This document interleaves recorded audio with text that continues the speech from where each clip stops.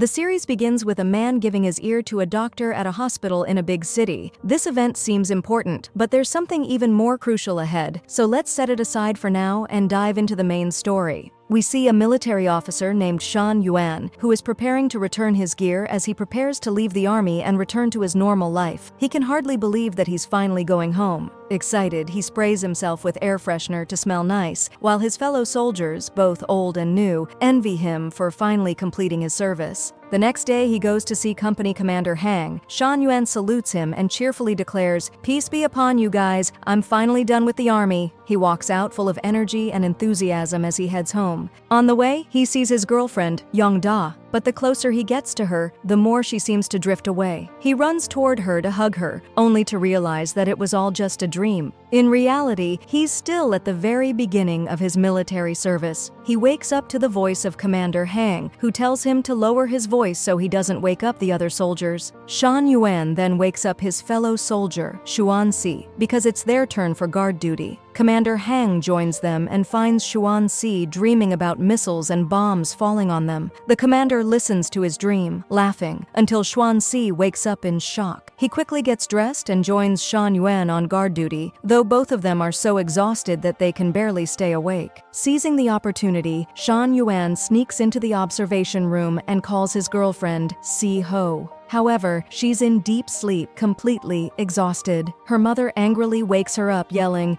"Tell that idiot you're dating not to call at such a late hour again, or better yet, go report him." Si-ho groggily answers the call, but Shan Yuan is already frustrated. He's upset that she ignored him all day and left him waiting. Si-ho tries to explain, saying she was up late drinking with her manager, who even dropped her off at home. This only makes Shan Yuan angrier. He tells her that she should care about him more, but she's too tired to argue and just hangs up. As soon as the call ends, Commander Hang, who had been eavesdropping the whole time, scolds Shan Yuan. "May God help me with you two. One of you is sneaking off to talk to his girlfriend, and the other is practically sleeping on duty. If anything happens to this base, it'll be on your heads." The next day, the commanding officer visits the base for an inspection. The soldiers stand in formation as their superior officer warns them that they'll be tested on the exercises they've learned. If they mess up, they'll be in big trouble because Commander Zhang is visiting. However, as the inspection begins, it becomes obvious that Shan Yuan's mind is elsewhere, and Xuanxi is practically asleep while standing in line. Seeing this, the officer smirks and says, "All right, you two walked right into my trap." As punishment, he orders them to run 20 laps around the track. Now let me tell you something interesting. The military base they're stationed at is unlike any other. It's actually located on the rooftop of one of the biggest hotels in the country, right in the middle of a luxurious residential district. You might be wondering, why would the army send soldiers to live on top of a hotel? Honestly, I have no idea. I've never been in the army. If any of you know, leave a comment. But for now, let's see how the director is going to justify this strange setting. Meanwhile, Si-ho wakes up in the morning, of course she's overslept, and rushes out the door, running late for work. Her boyfriend keeps calling her, but she's too busy to answer. Meanwhile, she meets with her manager, Jin, and they talk warmly. Jin seems to like her, as he's always helping her at work. He jokingly tells her that if she wants to thank him, she has to treat him to lunch. Out of politeness, Siam agrees, saying, "Of course, anytime." But Jin takes her words seriously and insists, "All right then, let's go after work. Or better yet, let's go now." This puts Siam in an awkward position. Her friend, noticing the interaction, realizes that Jin really has feelings for her. Meanwhile, Shan Yuan keeps calling Siam while she's at work, but she can't pick up. Jin, noticing her declining the calls, feels happy, while Shan Yuan is left feeling lonely and frustrated, desperate to hear from her. Suddenly, an emergency alarm goes off at the military base. It's time for a training exercise. Shan Yuan has no choice but to drop everything and participate. The training starts smoothly, and the commander is impressed by how well the soldiers cooperate and help each other. The first phase ends successfully, and then they move on to the second part, which involves handling new missile launchers. As luck would have it, the two soldiers responsible for carrying the launchers are none other than Shan Yuan and Xuanxi. They confidently march forward, looking sharp, until one of them slips, causing both of them to fall, and the launcher crashes to the ground. The commander is stunned by their clumsiness. To make matters worse, Xuanxi tries tries to lighten the mood by joking, "Well, if this were a real battle, we'd all be dead by now." The commander, furious, snaps back, "You're right, we would all be dead if we relied on idiots like you in a war." Sergeant Hang tries to defend them, explaining that Shan Yuan and Xuan Si are older than the rest of the recruits, so they're struggling to adapt to military life. But the commander is determined to push them to their limits. As punishment, he blames the entire squad for their mistake and orders them all to march down to the ground floor. Then he locks the elevator and commands them to climb all the way back up, 75 floors, using the stairs. "If you can't make it up, you'll be spending the rest of the year on the ground floor." As they climb, the contrast between their side of the hotel-like base and the luxurious VIP section becomes evident. The upper floors are reserved for foreigners and elite guests, while the soldiers struggle in their cramped quarters. Shan Yuan and Xuan Si barely make it to the 62nd floor before Sergeant Hang catches them and forces them to start over, determined to break them. After the grueling training, the commander surprisingly acknowledges Shan Yuan and Xuan Si, saying he respects them for their age, but his next words wipe the relief off their faces. "From now on, there will be no rest, no breaks." As the first punishment, he confiscates everyone's phones. At that exact moment, Si-om finally has a free moment and texts Shan Yuan, explaining everything that happened the night before. But just as the message is sent, Shan Yuan hands in his phone and doesn't get a chance to read it. He tries to retrieve it, but no one allows him. Later, a soldier in charge of the kitchen calls for a volunteer to assist, and Shan Yuan is selected. Because the eastern side elevator is broken, they have to descend a few floors and cross through the hotel to reach the western elevator. Now, remember the hospital scene from the beginning? The hospital is right across from the hotel, and as they pass through, Shan Yuan briefly sees a familiar figure, but his companion keeps moving, and they enter the hotel lobby. There, they're stopped by the receptionist, Maggie, who looks strikingly like Southa but with bangs. She clearly dislikes them and scolds them, saying they shouldn't be there. "Even if your elevator is broken, you should report it to your commander. Your presence here ruins the hotel's reputation." The soldiers, noticing that their superior, Mr. Han, is nearby, quickly flee toward the kitchen. In the kitchen, they meet Chef Paolo, the only person who actually likes the soldiers. His assistant, Chef Boney, is also kind-hearted and secretly lets Shan Yuan use his phone to call his fiancée. At that moment, Si-om is having lunch with her co-worker. Shan Yuan calls her, but instead of a warm conversation, it turns into an argument. He scolds her for staying out late drinking with her manager and accuses her of not caring about him anymore. He doesn't even let her explain herself before angrily hanging up. Si-om returns to her co-workers, only to be met with teasing. One asks, "So, are you really going to wait for Shan Yuan to finish his year and a half of military service?" Another chimes in, "She'd be crazy to wait that long. She's already 27. Most women her age are married by now." Si-om sits there in silence, realizing that maybe they have a point. Si-om feels pressured by her co-worker's words, so she gets up, leaves her food, and calls Boney's phone. But Boney tells her that Shan Yuan has been sent to another part of the base. That night, Xuanxi manages to sneak Shan Yuan's phone back from the commander's assistant, pretending that he needed to check on his sick son. But in reality, he just wanted to return the phone to Shan Yuan so he could talk to his girlfriend. Shan Yuan thanks him and quickly rushes to call Si-om. Meanwhile, Si-om finally gets home after a long, exhausting day at work. Just as she enters, her mother scoffs, "Did you tell that pig you're dating to stop calling so late at night?" Si-om is already overwhelmed. Everyone around her keeps pushing her to resent Shan Yuan, but every now and then she looks at his picture, feeling hurt that he isn't with her. She finally answers his call. Shan Yuan immediately apologizes, saying he read her message and regrets yelling at her. He admits that he gets jealous because he cares about her and wants her to be more considerate of his feelings by answering his calls. But Si-om, feeling suffocated from all the pressure she's been under since he joined the army, tells him they need to take a break. Shan Yuan is stunned. He can't believe what he's hearing. She explains that when he enlisted, he didn't give her any reassurances. He never promised to marry her or even asked her to wait for him. She reminds him that she's already 27 and can't afford to wait any longer. Shan Yuan is left speechless. Before he can process everything, his commander calls him, forcing him to hang up.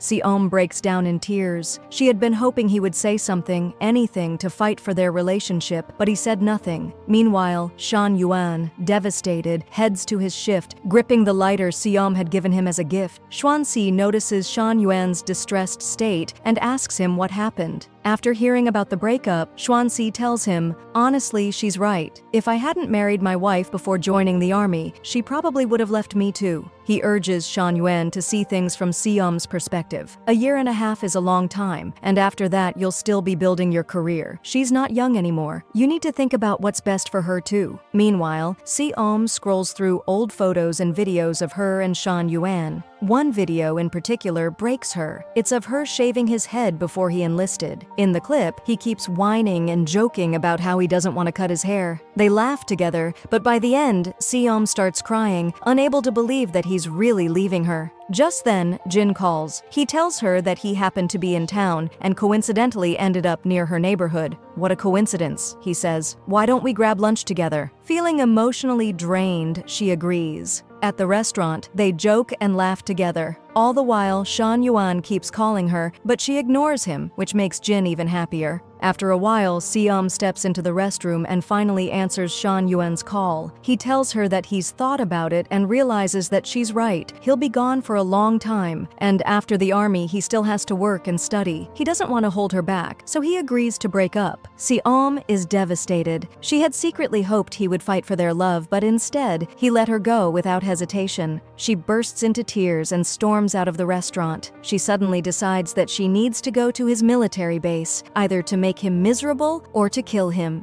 Jin, ever the gentleman, insists on coming along. "I can't leave a beautiful girl like you alone in a moment like this," he says. Something about him seems off, but Siom doesn't care. At the same time, Sergeant Hang tells his commander that they urgently need fuel from the lower floors. Someone has to go down from the 75th floor to retrieve it. Shan Yuan and Xuanxi volunteer. As they descend, Xuanxi suggests they grab some desserts to cheer Shan Yuan up. "You've been crying non-stop since you hung up with Siom," he teases. As usual, they have to pass through the hotel section, and as expected, Maggie, the receptionist, stops them. She repeats the same complaints, scolding them for trespassing. But this time, Shan Yuan isn't even paying attention to her. His eyes are locked on something else, a plane. A low-flying aircraft is heading straight for the hotel, moving erratically as if the pilot is either asleep or drunk. For a terrifying moment, it looks like the plane is about to crash into the building, but at the last second, it veers away. Meanwhile, Siom and Jin are on their way to the military base. Jin jokingly asks, "So, are you going there to dump Shan Yuan, or are you going to take him back?" She doesn't answer. Instead, she asks, "How much longer until we get there?"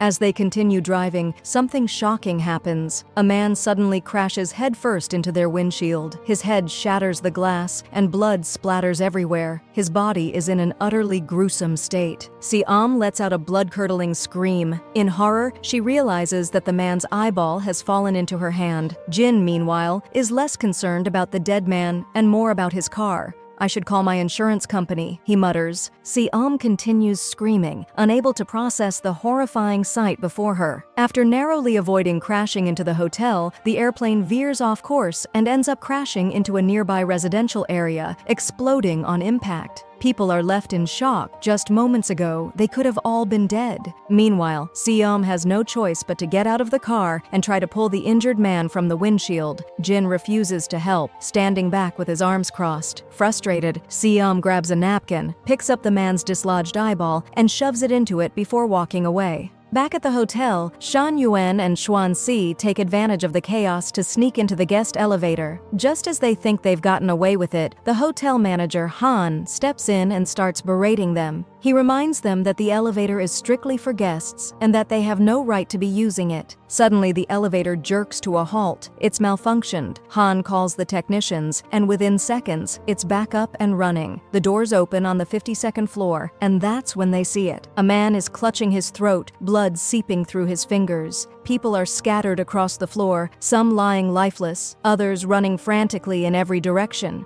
Among them is a foreigner, half his face completely eaten away, staggering through the chaos. The atmosphere is terrifying. Meanwhile, Siom desperately asks for help to free the man from the windshield, but no one comes forward. That's when a tall man dressed entirely in black steps in. It's Alex, a famous actor. At first, he tries to slip away unnoticed, afraid of being recognized. But when the crowd starts filming him, he realizes he has no choice but to help to avoid bad press. Together, they manage to pull the man out of the windshield. Meanwhile, Han tries to call his assistants, hoping that someone can bring a doctor to treat the horribly injured foreigner. But before anything can be done, the man collapses to the ground, lifeless. Upstairs, Shan Yuan and Xuan Si continue to witness absolute carnage, people screaming, blood splattered everywhere, dismembered bodies, and others jumping from windows in sheer panic. Xuan Si suddenly slips on something, its intestines. He looks up in horror and sees that they belong to a man whose upper body is missing while his lower half continues to chase after them. That's when they realize this is a zombie outbreak. Back outside, Alex attempts to perform CPR on the man they just rescued, but the moment he presses down on his chest, his ribcage collapses like brittle crackers. His bones are too weak to withstand the pressure, there's nothing left to save. Inside the hotel, Han suddenly finds himself under attack. A hotel maid has turned into a zombie and lunges at him. Shan Yuan and Xuan Si rush to help, but Xuan Si, drawing from his knowledge of zombie movies, yells, "We need fire! Fire kills them!" Han quickly points out a bottle of highly concentrated alcohol and tosses it to them. Shan Yuan smashes the bottle over a cloth, lights it up, and throws it at the zombie maid. The flames engulf her and she burns to ashes. Meanwhile, Siom tries to convince Jin to get out of the car, but he's too embarrassed. He's wet himself in fear. Just then, a massive truck speeds toward them. The driver has turned into a zombie and he's lost control. At the last second, Jin manages to jump out before the truck slams into the car, destroying it. By now, 90% of the city has been infected, overrun by the undead. The soldiers at the base watch everything unfold on the news, horrified. They are completely trapped. Without fuel, they have no way of escaping. Desperately, they try to reach Shan Yuan, but he has no means of communication, and there's no signal where he is. The military declares a state of emergency. Everyone gears up, preparing for battle. Inside the hotel, Han realizes that the infection has spread to every floor. He knows he has to take action. He is responsible for this place. He tells Shan Yuan and Xuan Si to figure out their own escape plan while he stays behind to defend his ground. But they both know he won't last more than 3 minutes. As they turn around, they freeze. Dozens of zombies are charging straight at them. Without thinking, they sprint in the opposite direction. Meanwhile, Siom, Jin, and Alex are also running for their lives, each of them splitting off in different directions, trying to evade the pursuing undead. Shan Yuan and Xuan Si barely make it to the stairwell door. Just as the zombies reach them, they slam it shut at the last possible second. With no other options, Shan Yuan and Xuan Si decide to head back to the commander to figure out their next move. Siom keeps running until she comes across a woman who owns a beauty salon. She begs her to let her in, and the woman agrees. Meanwhile, Jin stumbles into a clothing store and, seeing his chance, immediately starts changing into new clothes. However, he doesn't realize that someone is hiding inside, a thief who has been pretending to be dead. The thief has his eyes on Jin's expensive watch. Shan Yuan and Xuan Si continue climbing the stairs, looking out the windows along the way. What they see is devastating. The city is in complete ruins. It finally hits them that the outbreak has spread everywhere. Shan Yuan looks down at the lighter Siom gave him and is overcome with worry for her. Determined to find her, he rushes to the top. When they reach the 75th floor, they discover that the doors are locked. This means they'll have to go back down and pass through the hotel again. Back at the salon, the owner is convinced that the entire zombie outbreak is some kind of cosmic conspiracy against her, just her luck, opening a new shop only for the world to end. Meanwhile, Siom calls her mother, who urges her to head to the military base where Shan Yuan is stationed, as it's the safest place right now. Siom tries calling Shan Yuan, but since he doesn't have his phone, she sends him a message, telling him she's on her way and asking him to wait for her. As Shan Yuan and his group re-enter the hotel, they hide in the laundry room only to be confronted by Maggie, the receptionist. Panicked, she assumes they're zombies and starts hitting them. They frantically swear, "We're alive! We swear we're fine!" Eventually, she calms down and apologizes, admitting that she's terrified. There's barely anyone left in the hotel who's still human. Meanwhile, the soldiers on the rooftop are at a loss. They are the only ones left in the area and have no idea what to do. They keep glancing at photos of their missing teammates, Shan Yuan and Xuan Si, who haven't returned yet. Commander Hang tries to reassure them, but even their leader is visibly more nervous than anyone else. The commander's assistant steps forward and gives a speech, reminding the soldiers that they are on a life-or-death mission. He tells them that the people trapped outside have families just like they do, and if they don't act, their own families will be in danger too. He hands out weapons and orders them to get into position. Meanwhile, Jin finally reaches a car filled with supplies. Just as he starts grabbing equipment, the thief sneaks up behind him, knocks him out, and steals his phone. He also tries to steal Jin's expensive watch. Luckily, this all happens right in front of the beauty salon. Si-am steps outside and chases the thief away, saving Jin. Back at the hotel, Shan Yuan tries to contact his commander, but Maggie informs him that none of the phones are working. He realizes that they have no way of communicating with the outside world. Xuanxi, however, spots a stash of highly concentrated alcohol-based cleaning supplies. Knowing that fire is effective against zombies, he gathers as many bottles as he can. As they move forward, they encounter a zombie near the bar. Shan Yuan immediately grabs his lighter, soaks the zombie in alcohol, and sets it on fire. The zombie is engulfed in flames but keeps moving toward them. Xuanxi reacts quickly, smashing it over the head with a shovel, splitting its skull open. Finally, the zombie collapses, and they manage to save Maggie, who had been paralyzed with fear. Back on the rooftop, the soldiers remain in a tense standoff. They are still waiting for the fuel that Shan Yuan was supposed to bring.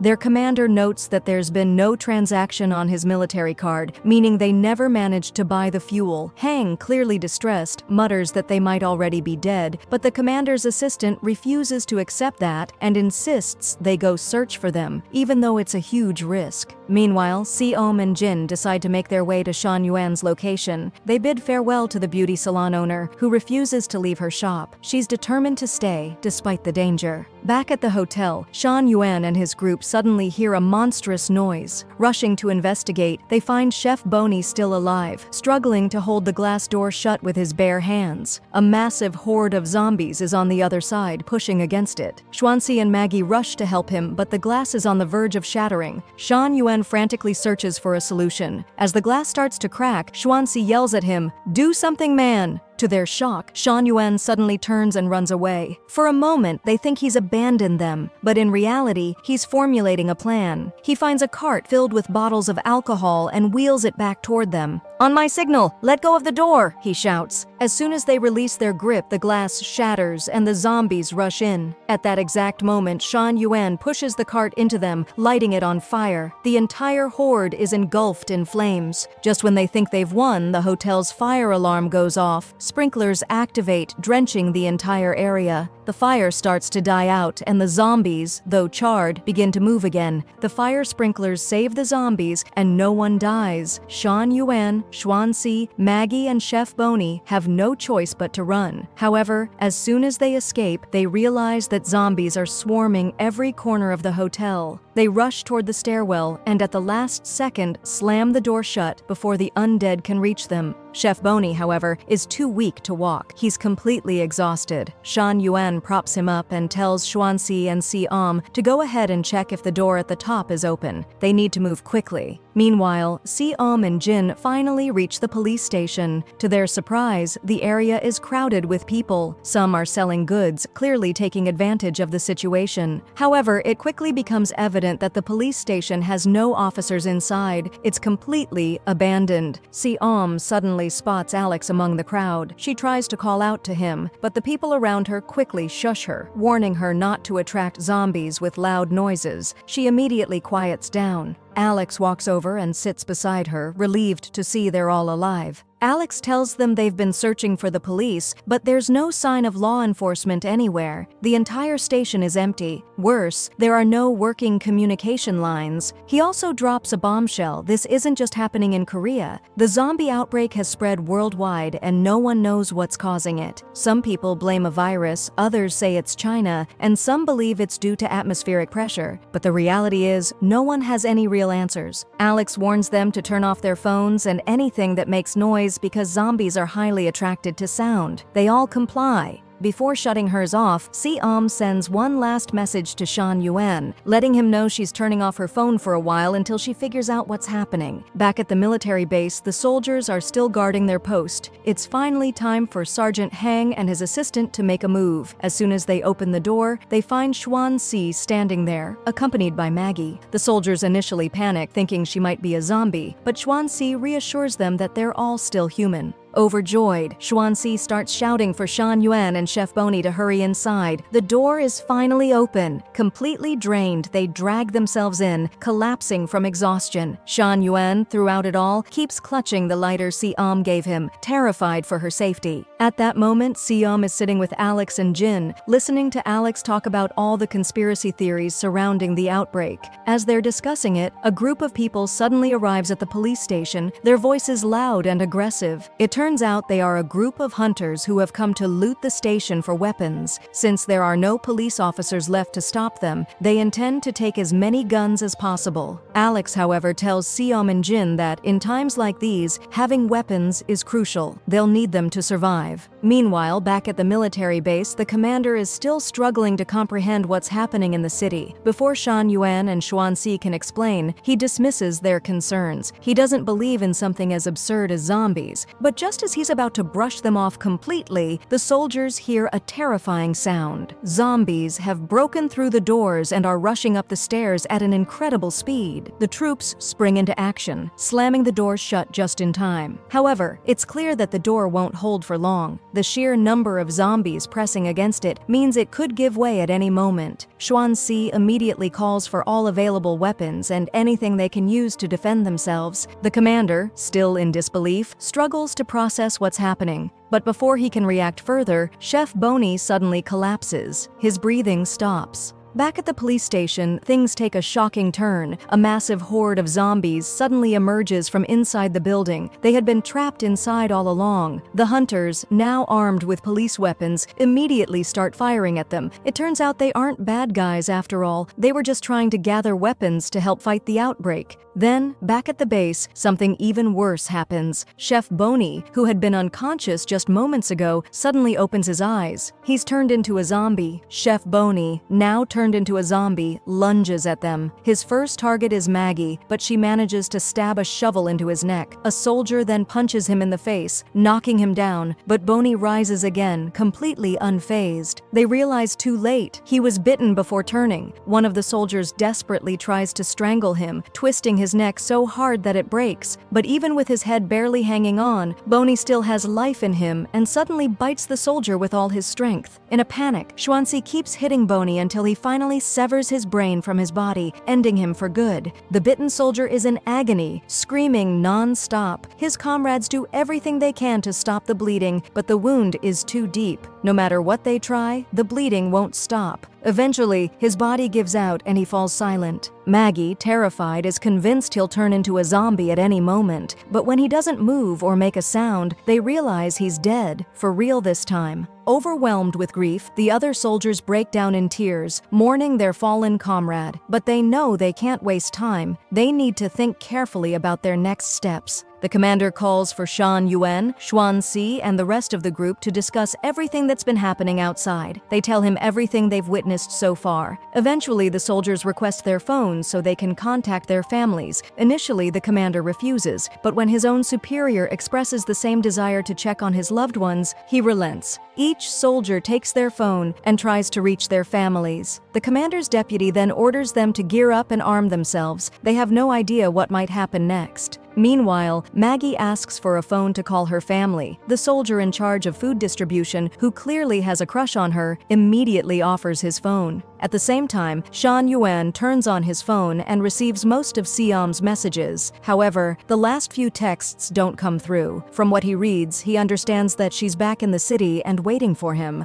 Panic sets in. He has no idea that she deliberately turned off her phone. He keeps calling her, but it goes straight to voicemail. Anxiety eats away at him. What if something happened to her? At that moment, Seom is with Alex and Jin, trying to find a way to escape. Seeing that zombies have overrun the streets, they take refuge inside a glass-fronted building. They sit there, helpless, unsure of what to do. Alex, however, is unbothered. He immediately starts searching for food. Seom, impressed by his composed and resourceful nature, starts to admire him. Jin, on the other hand, is bitter and blames her for dragging him into this mess. While looking around, Seom finds a music album that Shan Yuan loves. She clutches it, sadness washing over her. She misses him terribly. Meanwhile, Shan Yuan keeps trying to call her, but with her phone still off, he gets nothing. His worry deepens. Xuanxi, on the other hand, manages to reach his wife. He warns her not to leave the house and to stock up on as much food and water as possible. Seeing this, the soldier responsible for food distribution wonders about his own family. Shan Yuan tells him that his family is currently traveling in Africa, so they might be safe for now. Seom continues talking with Alex, who reveals that he had been staying in a hotel in the city. As he describes the location, Seom realizes it's the same hotel where Shan Yuan's military base is stationed. Alex then shows her a picture he took of two soldiers. To her shock, it's Shan Yuan and Xuanxi. The moment she sees the picture, she loses control and bursts into tears. She misses Shan Yuan more than ever. Back at the military base, Sergeant Hang tries to reach his family, but no one answers. The commander approaches him, standing by his side in silence. No matter how many times Hang calls, there's no response. The commander's deputy also joins them, and in this tense atmosphere, they make a difficult decision: rationing. Food portions will be significantly reduced, and from time to time, the power will be cut off to conserve energy. This means network signals will be even weaker, making communication nearly impossible. The soldiers are frustrated and disappointed, but there's no alternative. The commander, however, as usual, complains about the decision. His only concern? He wants to eat ramen. His deputy, exasperated, finally gives in and orders hot water to be prepared for the commander's ramen.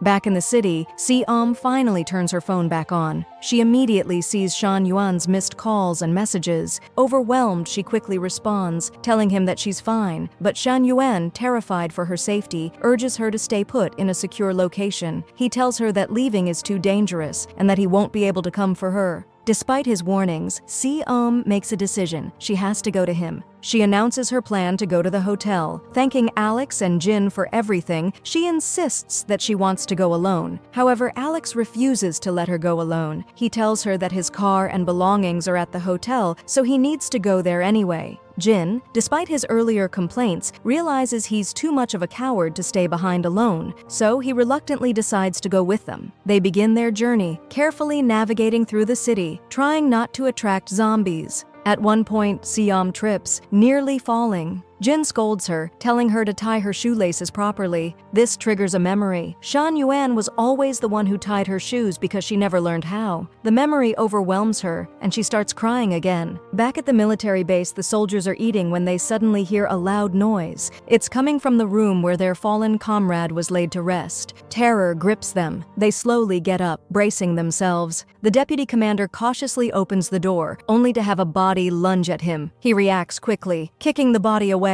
sending it flying into the middle of the room. To everyone's horror, their once-dead comrade has turned. His closest friend, who had been mourning him just moments ago, instinctively rushes forward, intending to hug him. Unfortunately, the soldier who ran to embrace his turned friend gets bitten as well. Shan Yuan rushes to separate them, while Xuanxi quickly searches for a blanket, and the commander goes to retrieve weapons. Meanwhile, the food officer and Maggie struggle to pull their injured comrade inside and attempt to revive him. Xuanxi finally finds a blanket and throws it over the zombified soldier. The commander fires several shots at him, but the zombie rises again. Shan Yuan tells them, "You have to aim for the head. That's the only way to kill him." Following his advice, they fire at the zombie's head, finally ending him. Now, before we continue, let's take a step back and explore the relationship between Shan Yuan and Seom before they even got together. Back when Seom was a university student studying engineering, she was the only girl in her department. This made her extremely popular among the male students who all wanted a chance to talk to her. One day, in front of the entire department, a guy boldly approached her with a bouquet of flowers and asked her out. Immediately, the other students started shouting, "Don't do it! Don't accept!" However, unlike the rest of them, Shan Yuan didn't even glance in her direction. He wasn't interested in her at all and couldn't understand why the guys were so obsessed with her. Seom rejected the proposal, much to everyone's delight. Shortly after, their professor announced an important group project. Each student had to find a partner to work with. As expected, all the guys rushed to ask Seom to be their partner, but she turned them all down.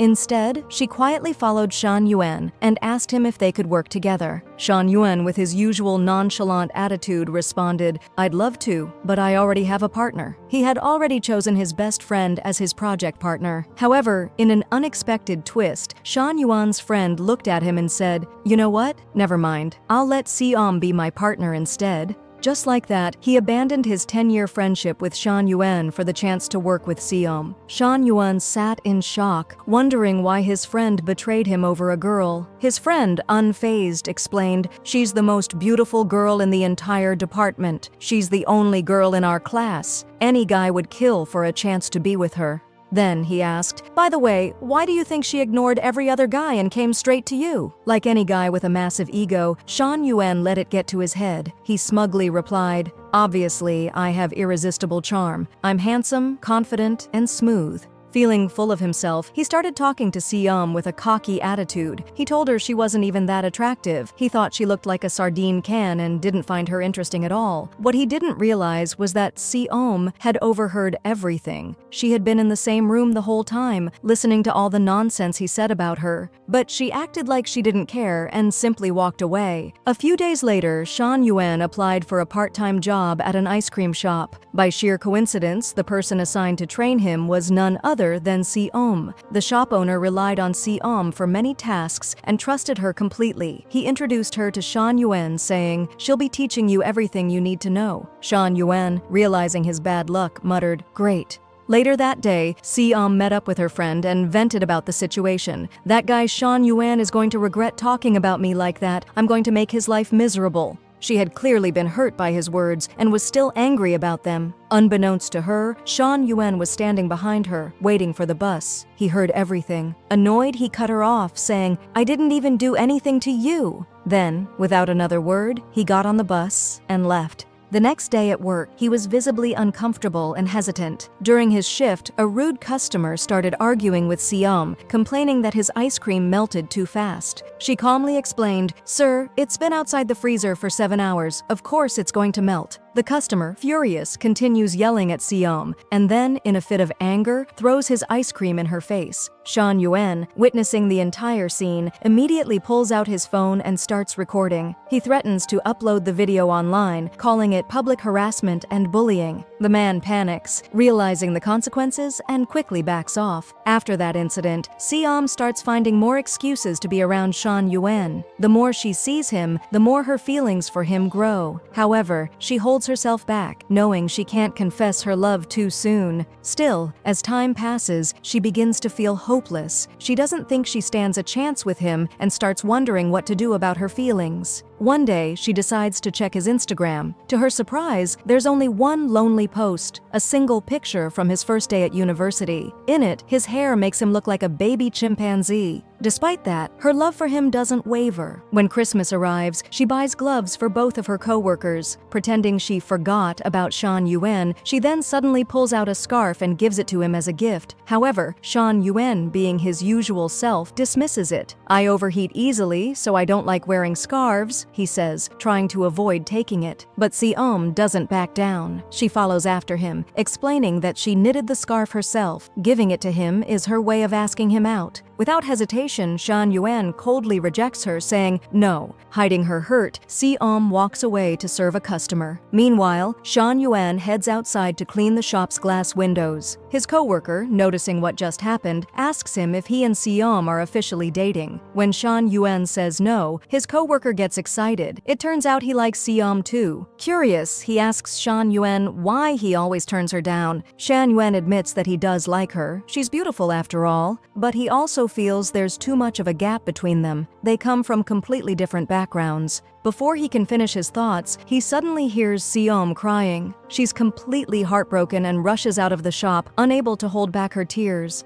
Feeling guilty, Shan Yuan runs after her. He catches up and gently drapes his jacket over her shoulders. As he tries to talk to her, she trips and falls face first onto the ground. Embarrassed, she mutters that her shoelaces always come undone. Without saying a word, Shan Yuan kneels down and ties them for her, this time making sure they're extra tight. Looking up at her, he finally confesses, "I've loved you for a long time." But before we continue that story, let's pause, because these are just memories flashing through Shan Yuan's mind as he watches Si-om now, in the present, running for her life alongside Alex. They keep running until they are suddenly stopped by a young man with injured equipment. He asks them to take him along. However, they soon discover that he has a bite mark on his leg. Jin immediately starts arguing with Si-om, refusing to take the man with them. Before they can make a decision, something interrupts them. Si-om's phone starts ringing. As soon as Si-om's phone rings, all the nearby zombies turn their attention toward them. Within seconds, the undead begin swarming toward them, forcing Si-om, Jin, Alex, and Sun to run for their lives.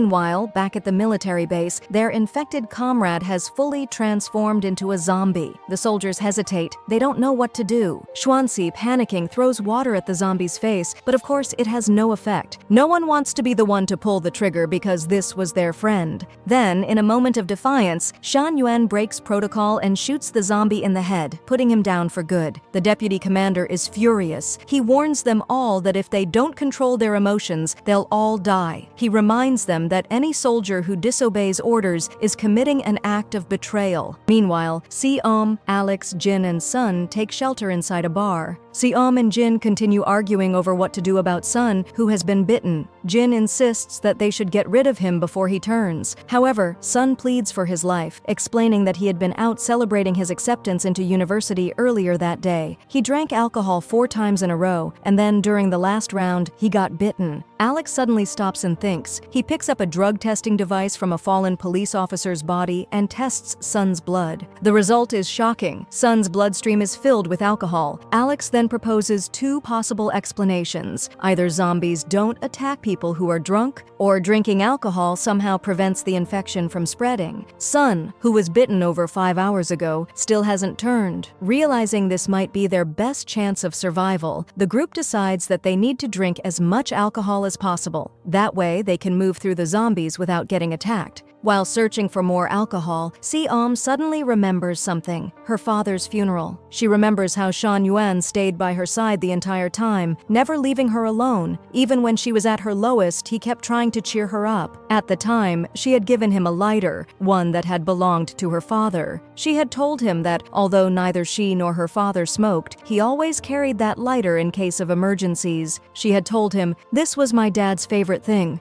Now, in the present, Shan Yuan sits in deep thought, unable to get Si-om out of his head. The next morning, as he gathers with his team, Xuanxi points out something strange. The last soldier who turned into a zombie took longer than usual to transform. Xuanxi wonders if it had something to do with his diet. However, they don't have enough information to be sure. The soldier responsible for food suddenly asks Yuan how she managed to shoot so accurately the night before. Yuan, unfazed, explains that she had trained in shooting and various combat games since she was young. This only makes her teammates admire her more. Meanwhile, in the city, Si-om and the others continue drinking until they are completely drunk. At one point, Si-om, now heavily intoxicated, stumbles outside and starts yelling at the zombies. Jin and Alex chase after her, panicked. Jin desperately tries to cover her mouth to silence her, but it's too late. The zombies have noticed them. Sun suddenly steps forward. He tells them to let him go. As they watch, he walks straight into a crowd of zombies. To their amazement, none of them attack him. It's now clear, zombies don't react to drunk people. Using this to their advantage, Sun distracts the zombies while the rest of the group makes their escape.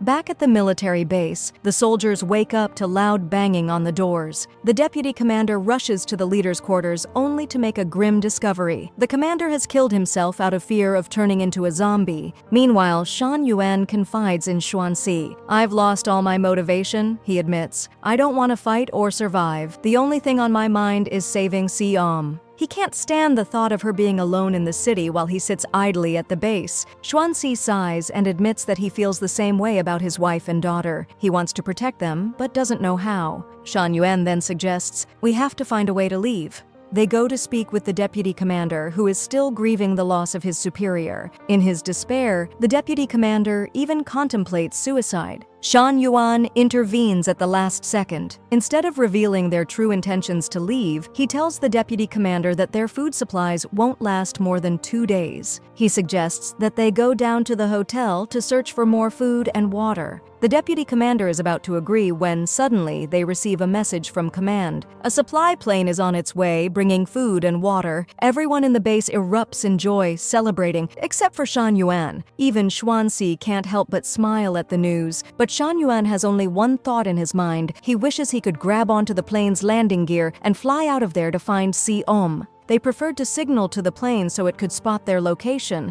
but then they noticed the plane shaking violently. They were puzzled and tried to contact the pilot over the radio, but he didn't respond. The general grew suspicious and grabbed his binoculars to get a closer look at the plane. That's when the shocking truth was revealed. Everyone on board had turned into zombies. He immediately ordered the soldiers to take their positions and fire at the aircraft. They hesitated, holding their weapons, fearful and reluctant to shoot. But the general encouraged them, telling them that if they couldn't do it today, they wouldn't be able to do it tomorrow or any day after. The plane would crash into them and the entire place would explode. So, he told them plainly, "We have to kill them, all of them. Get it done." His words convinced them and they started firing at the plane, but it was armored and unaffected by regular bullets. One of them decided to use a heavy machine gun, and just as the plane approached, he fired with full force. He managed to hit it at the perfect moment, causing it to crash and explode far away. Everyone was shocked by what had just happened. At that time, Jisoo and her manager entered a supermarket to hide, but the half-zombie young man followed them. The manager didn't want to let him in, fearing he would fully turn into a zombie. He tried to close the door, but the young man forced his way inside. He sat and drank with Jisoo, and they started hallucinating. Through their haze, they saw Alex fighting a lone zombie outside. Instead of helping him, they laughed and cheered him on like he was in a video game. "Watch out, he's coming! Move right! Dodge left!" Though Alex was handsome, he was clumsy in combat. Nevertheless, he managed to kill the zombie and joined them inside. Later, they saw some students from the baseball team fighting zombies. Despite the chaos, they were managing to defeat them. Alex told them this was the perfect chance, so he took Jisoo and her manager, and they all left the store. As they stepped outside, they saw the plane falling from the sky and realized the camp was nearby, so they decided to head there. Meanwhile, the general gathered the soldiers and told them they needed to head to the hotel because food and water supplies were running low. He informed them that the army wouldn't be able to send any more supplies due to the worsening situation, and they needed to summon all their courage to complete the mission. They had to kill every person who had turned into a zombie. One of the women volunteered to go with them and revealed that she was a skilled sharpshooter. She asked for a weapon to help, but the general initially refused, fearing for her safety. However, he eventually agreed because their numbers were too few. Jisoo and the others arrived at the building where the camp was, only to find it completely overrun with zombies. The place was packed. Jisoo became anxious about Park and wanted to check on him, but Alex stopped her out of concern for her safety. They decided to head into the garage to look for their car and were relieved to find the area secure. They agreed to split up to search for the car. Jisoo went with her manager, but suddenly, a large number of zombies attacked them. Terrified, Jisoo climbed on top of a car to hide, but the zombies closed in and were just about to bite her. Luckily, Alex arrived just in time and started throwing Molotov cocktails at the zombies, killing many of them. Jisoo and her manager took the opportunity to escape. Alex tried to hold the zombies off, but they overwhelmed him. They knocked him down and bit him. Jisoo was horrified and wanted to help, but her manager held her back, knowing it was already too late. She cried as she watched. The half-zombie guy tried to help Alex, but couldn't fend off the horde. Flames spread everywhere, and Alex died a hero, protecting them. After that, the general gathered the soldiers and prepared them to begin the mission. He instructed them to follow orders and protect one another. They opened the rooftop door and descended, immediately encountering zombies. They fought their way down, shooting as they went, eliminating many until they finally reached the restaurant. The general ordered them to split up, collect food and ammunition, and secure the area. Meanwhile, Jisoo and her manager were hiding in a locked room, scared of the zombies. The half-zombie guy went out to find Alex's car and managed to locate it, but then he realized he didn't know how to drive. It was a real problem.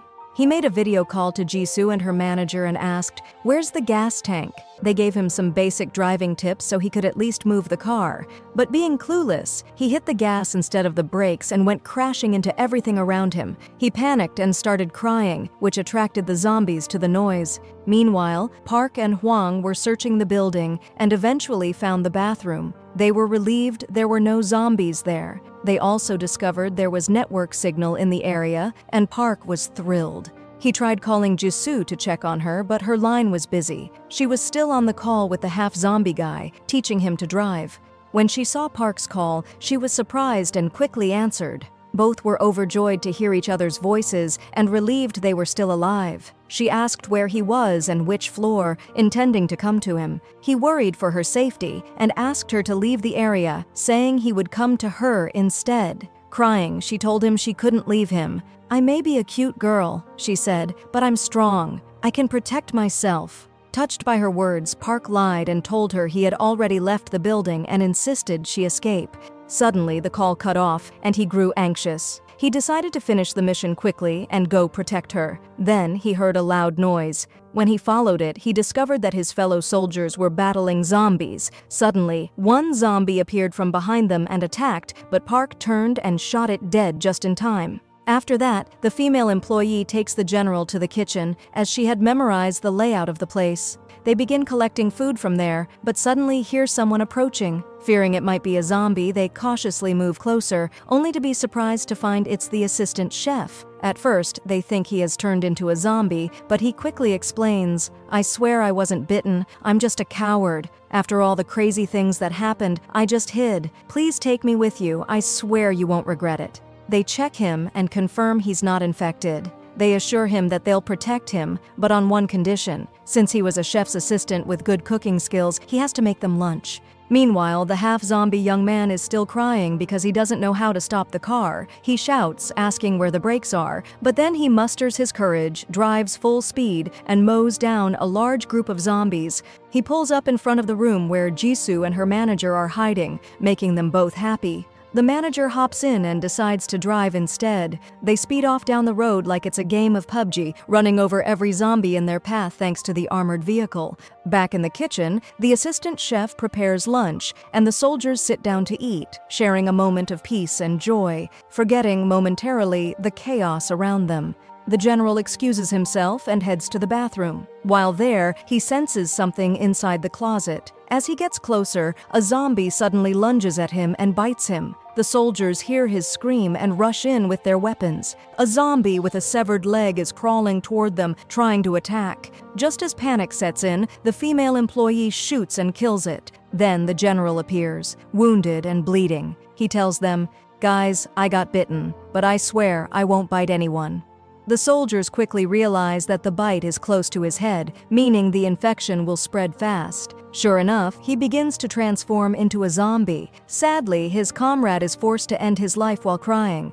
Jisoo's manager then decides to head to the hospital to check on his mother, who works there. The half-zombie young man asks to be dropped off along the way so he can check on his own family.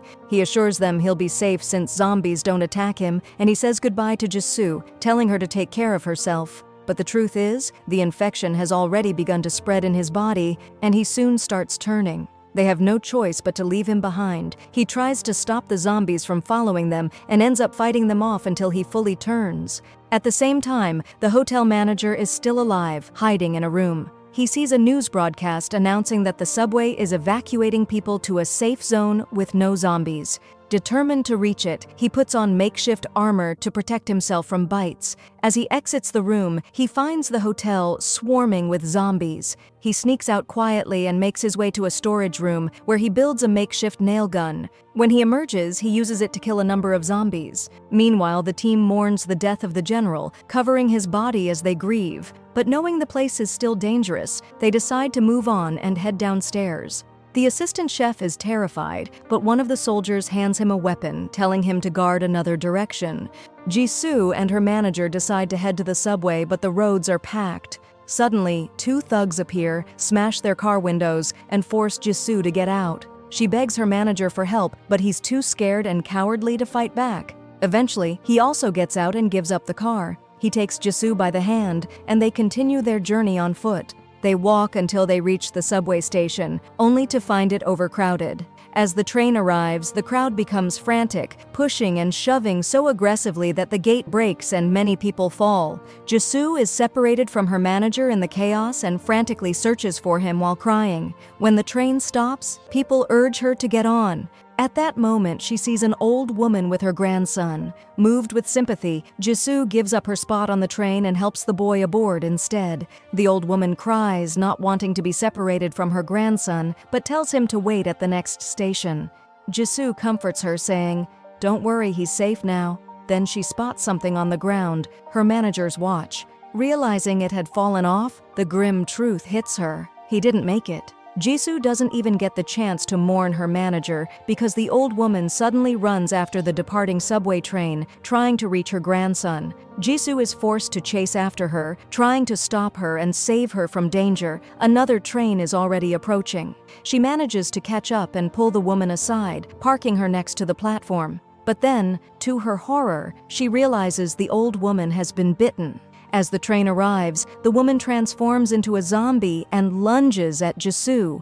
In a desperate attempt to survive, Jisoo grabs the zombie's head and slams it into the train, killing her. Devastated and shaken, she doesn't know what to do next. But she spots a tunnel beneath the station and decides to enter it. Meanwhile, Park and his team take the elevator down, but it suddenly stops at the 58th floor. Fear grips them as they assume a zombie attack is imminent. Instead, they are shocked to find the hotel manager. The female employee is overjoyed that he's still alive and urges him to get in with them, but the soldiers notice that he's limping and realize he's been bitten. Knowing he's about to turn, they refuse to let him on. The manager, heartbroken, accepts their decision. He says goodbye to the employee and asks her to take care of herself. His words move her deeply, and she breaks down in tears, promising to remember him. Suddenly, a swarm of zombies crashes down on the elevator. The team is forced to flee in different directions to escape. Park and Hwang manage to hide in a room, while the others scatter, seeking shelter. The female employee finds a key and ducks into a room with one of the team members just in time. Meanwhile, the hotel manager decides to fight the zombies off on his own to buy them some time. Surrounded and with no way out, he prepares for death until he realizes none of the zombies are attacking him. That's when it hits him. He's now half zombie, half human, caught in the middle of transformation. Realizing he can still help, the manager chooses to aid the team in any way he can. Back in the room, the soldier with the female employee suddenly confesses he likes her. She reacts, "Seriously? Is now the time?" He insists it is, saying, "I used to come to the restaurant just to see you, to admire your charm." He asks her to go out with him, if they survive. She's stunned at first, but touched when he adds, "If you say yes, then I'll have a reason to stay alive, to protect you with my life." Smiling, she agrees, on one condition: they both have to make it out of the hotel alive. Elsewhere, Jisoo keeps walking through the tunnel until she reaches an emergency room. Inside, she finds a first aid kit and cleans the wounds on her face to avoid attracting zombies. Knowing they can smell blood, she then spots a chainsaw and decides to use it for protection, but it doesn't work. It's broken. Not giving up, she taps into her inner engineer, starts repairing it, and successfully fixes the chainsaw.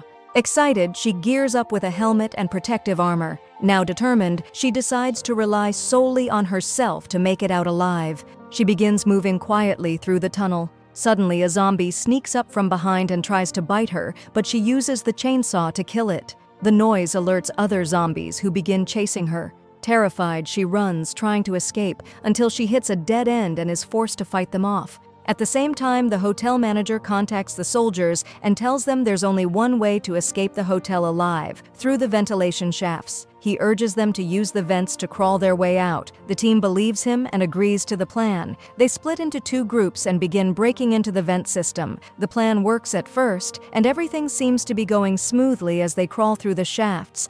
But suddenly, the first group encounters zombies in the vents. The creatures sense them and begin the chase. The soldiers try to crawl faster to escape, but they make a wrong turn and end up in a dead end, realizing their doom is near. The soldier who loves the female employee refuses to give up. Determined to keep his promise to her, he tells his team to hide and then grabs his weapon and fights the zombies with everything he's got. The second group hears the gunfire and realizes the first team is in trouble. Park wants to go help, but the hotel manager stops him, saying, "There's nothing you can do. If you go, you'll just die with them." Meanwhile, Jisoo is also still running, trying to escape the massive group of zombies now surrounding her. The tension builds as she prepares to face them head-on. She manages to take out a large number of zombies in just seconds, knocking them to the ground to stall the rest. Seizing the opportunity, she escapes and runs. She keeps running and running until she reaches the emergency staircase. There, she hides and collapses onto the steps, exhausted from the intense effort. She decides to take a brief rest. Meanwhile, on the other side, one of the zombies attacks the assistant chef and unfortunately bites him in the face. Park and Hwang are shocked and immediately kill the attacking zombie. They rush to check on the assistant and try to talk to him, but suddenly the virus spreads through his body and he begins to turn into a zombie himself. Afraid, they have no choice but to throw him off. Back with the first group, they successfully kill the zombies chasing them and continue on their path, but they soon encounter more. A soldier tries to shoot, but his ammo runs out. He decides to retreat quietly before the zombies notice him, but as he moves, his magazine drops and makes a sound. The zombies hear it and begin to close in. He fears it's the end for him, until suddenly the hotel fire alarm starts blaring. The sound catches the zombies' attention and lures them away. It turns out the hotel manager had activated the alarm on purpose, standing at the end of the hallway next to a vent. Confident that the zombies won't attack him, his plan works. The zombies rush past him, stampeding toward the noise and eventually falling into the shaft where many of them die. Elsewhere, Jisoo lies unconscious, dreaming. In her dream, she's walking down a long path when suddenly she sees Park. Overjoyed, she runs to him and hugs him tightly. She's missed him so much. But then she's stunned when he bites her. What? Park's a zombie too now? No, no, no. He tells her it's too late. He doesn't want to hurt her, but she insists, "Bite me. I want to be like you." He shrugs and says, "All right, as you wish," and lunges to bite her, but she screams and apologizes, "I'm sorry." Suddenly, she wakes up. Shaken, she slaps herself to snap out of it and decides to keep moving forward. Back with the soldiers, they regroup and decide to push on. They keep walking until they finally emerge from the ventilation shafts and enter a room in the hotel. But tension erupts when one soldier breaks down emotionally. Angry over the previous disobedience, he insists on taking control, blaming others for risking lives. He threatens to kill them if they don't follow his lead. Just then, the female employee comes up behind him, weapon in hand, and threatens him back. "Drop your weapon or I'll end you right now," she says, cold and confident. "I'll send you flying with the birds." Intimidated by her bravery, the soldier lowers his weapon, claiming he was only joking. But Park is furious. He steps in, takes the soldier's weapon, and warns him, "If he ever pulls a stunt like that again, he'll regret it." The hotel manager interrupts, reminding them there's no time to argue. "You all need to get out of here before the zombies attack again."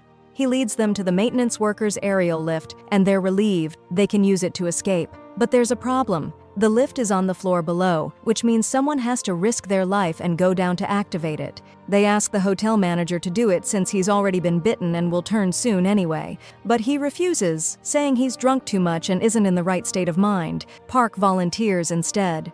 He ties a rope around himself and begins descending to the floor below. Scared because of the height, he slips and almost falls, but luckily he lands in the lift. Over the radio, he reassures them, "I'm okay." From his vantage point, he sees the city, and it's in ruins. Everything has changed. He starts to worry about Jisoo and wonders if she's still alive. Meanwhile, Jisoo hears someone singing. At first, she thinks she's hallucinating, but the voice seems real. She follows the sound to a locked room, opens it, and finds a group of people hiding. Among them is a famous singer. They've got plenty of food and invite her to stay with them. The singer plays guitar to calm everyone down. Jisoo opens her phone and looks at pictures of herself with Park. She finds a video he's secretly recorded while she was sleeping. In it, he confesses his love for her and tells her to wait for him. He'll leave the military and do everything he can to make her dreams come true so he can marry her. She's deeply moved by his words and becomes certain that his feelings are genuine. He truly loves her and would never abandon her. She blames herself for ever considering breaking up with him. Now determined to risk her life for him, she decides to go search for him. Gathering the tools she'll need, she grabs a scooter and a flashlight. The singer is impressed by her bravery and tells her to take care of herself. She bids them farewell and heads out on her mission. Meanwhile, Park successfully gets the elevator working and brings it up to his team. They're overjoyed and thank him as they all get inside. They begin descending and, for a moment, feel safe. But as always, something has to go wrong. Suddenly, the elevator stalls mid-air. Suspended between floors, panic sets in. Not knowing what to do, they turn to Park, who reassures them, "What are you worried about when I'm here? I studied engineering, inside and outside this hotel." As they try to calm down, the elevator emits a loud warning sound, which attracts a zombie. The creature hears the noise and heads their way, banging its head against the glass of the elevator. Other zombies notice and begin doing the same, and soon it looks like the glass is about to shatter. Park, growing frustrated, yells that the only solution is to hit the elevator controls, and to his surprise, it works. The team cheers, "Your hands are magic, engineer!" Just as they're about to reach the ground floor, disaster strikes again. The zombies shatter the glass and begin falling into the elevator like birds swooping down. Clinging to the elevator's interior, the group tries to fight them off. The soldiers shoot to hold them back, but the excess weight causes the elevator to give way. It begins to break apart, forcing them to escape quickly. They manage to rush into a nearby hotel room, but Park doesn't make it in time. The elevator crashes down with him inside. They hear him screaming, thinking his end is near, but the elevator hits a pane of glass and shatters it, giving Park a chance to jump out at the very last moment before the elevator crashes and is destroyed. The soldiers are stunned and keep calling his name, but there's no response. They assume he's dead. At the same time, Jisoo continues riding her scooter until she reaches the metro station, only to find zombies there. But she's armed with a chainsaw and decides to fight. She charges at them, slicing through the horde like she's making shawarma. Nothing can stop her. She's fierce as a lion. Back with Hwang, he's in shock, convinced his friend Park has died. Still, he holds on to hope and wants to save him. He asks the pig-faced soldier for some extra ammo so he can go back and check, since he's the only one with bullets. The soldiers refuse, convinced Park is gone. So Hwang leaves the group and sets out on his own. Suddenly, Park regains consciousness. It turns out he's still alive. Confused, he sees someone in a teddy bear costume sitting on top of him. Startled, he pushes the figure off and tells it to remove its head so he can see who it is. Shockingly, it's a zombie, but the zombie appears frightened and apologizes, "Sorry, boss," and puts the teddy bear head back on. Park looks around and realizes he's in a gift shop. Back to Jisoo. She continues walking through the metro when she sees someone approaching. Thinking it's a zombie, she fires up her chainsaw to attack, but the man yells out, saying he's human. It turns out he's the leader of a violent gang and dresses as a woman in real life. His men appear, and Jisoo realizes she's in serious trouble. They're psychos. She tries to run, but one of them hits her with a metal rod, knocking her to the ground. He takes her chainsaw and notices her blood on it, assuming she's turning into a zombie. Their leader orders them to finish her off and walks away, but the gang, being sadistic, decides to play with her instead. They give her a chance to run and then start chasing her, laughing as they go. Back with Park, he's calling for his team but gets no response. He realizes they've left the area and is torn about what to do. Surrounded by zombies, he comes up with a clever plan. He throws the zombie in the teddy bear suit to test something. To his surprise, the zombie survives the fall unharmed. Inspired, Park decides to wear a giant teddy bear costume himself to stay safe. He gathers his courage and makes a daring leap from the upper floors, speeding back down to save his beloved Jisoo. Amazingly, he lands safely and climbs out of the costume. Just then, he spots zombies flying off rooftops. His team is still alive and fighting them off. Park contacts them through the radio and tells them, "I'm alive, don't worry, I'm okay." The team rejoices and asks Park to help them escape. He thinks for a while until he comes up with an idea. He lays out mattresses on the ground and tells them to jump onto them. It'll absorb the impact. One by one, the team members start jumping down safely. All of them make it except for their captain. He stays behind and informs them that he's been bitten and is turning into a zombie. Tearfully, he says, "Say goodbye to my mother, my siblings, and my wife. Well, I'm not married actually, but still, say goodbye for me." The team is shocked and pleads with him to come along, but he refuses, not wanting to endanger their lives. He bids them farewell and tells them to go on without him. The whole group is heartbroken. They keep calling out to him through tears, but are forced to continue their journey. On the other side, Jisoo is still fleeing from the psycho gang chasing her. She tries to hide on a train, but they follow her inside and start chasing her down. Thinking quickly, she lures them into a train car filled with zombies. As the gang enters, the zombies pounce on them. Jisoo uses the chaos to escape. "Goodbye, you maniacs," she mutters as she walks away. Eventually, a metro worker finds her and hides with her inside the station. There, they discover the bodies of many dead civilians. They realize the psycho gang had massacred them. Meanwhile, Park and his team successfully make it to the garage. They hop into the hotel manager's car, except for one of them, who refuses to leave. He stays behind, waiting for his captain. When he sees him fully transformed into a zombie, he's overcome with grief, remembering how kind the captain was to him, sharing his food and treating him well. Unable to let him suffer, he apologizes and puts a bullet through his head, ending his pain. Then he joins the rest of the team. The team makes it to a restaurant where they finally sit down to eat and drink. They're starving. Park tries to contact Jisoo, and finally, she answers. She tells him she's at the metro station, and he's shocked, realizing she's still in danger. He immediately decides to go save her. Saying goodbye to his team, he asks them to leave without him. This is his final mission. They offer to join him, but he refuses, saying, "She's my girl, and I'll protect her myself. I won't risk your lives." He hops on the restaurant's motorcycle and speeds off as fast as he can. When he reaches the station, he tries to break open the metal gate. Jisoo hears the noise and panics, thinking the psycho gang has returned. But then she hears Park calling her name. Overjoyed and relieved, she runs to him. Park fights off the zombies as he reaches her, and when they finally reunite, they hug tightly, both crying. He apologizes for being late and promises to protect her from now on. They try to escape together, but a large group of zombies blocks their path. Park fights them off with his weapon until it suddenly jams. Just as the zombies begin to surround them and it seems like the end is near, Park's team arrives at the last moment. They wipe out the zombies, and Park is stunned.